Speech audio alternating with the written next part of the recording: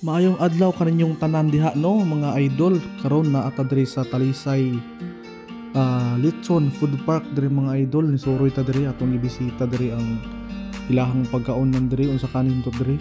Pagduol lang mo diri idol, nakit-an dayon ako ning mga pagkaon diri mga idol oh. Oh, pinakadabis. Ang pinakadabis kani gid mga idol. Litson baboy.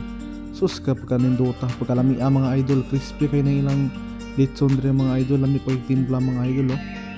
Oh, makit-an niyo na mga idol nga grabe oh. Pagkasos makit-an pa lang nimo. Porma pa lang crispy na kayo. Sus kalami mga idol.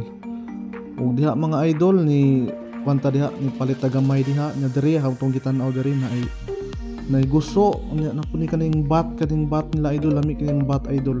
Kumpleto sa lamas oh.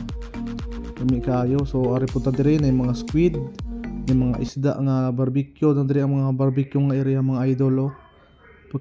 Pagkalamia diri mga idol oh, kita ninyo na mga idol.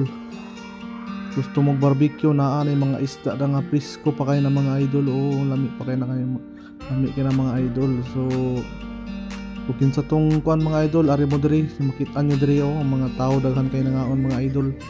Unya mga idol, ang pinakanindot mga idol kinatata sa kilid sa dagat oh, kita nimo ang view sa Talisay mga idol oh, kita mo diri.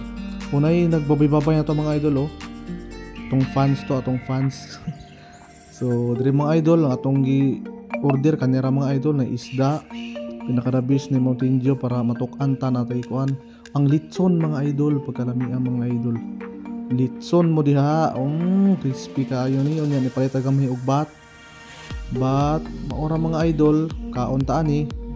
Salamat kayo sa pagtan-aw mga idol, na pwede dinuguan nila mga idol, lami kayo, salamat kayo.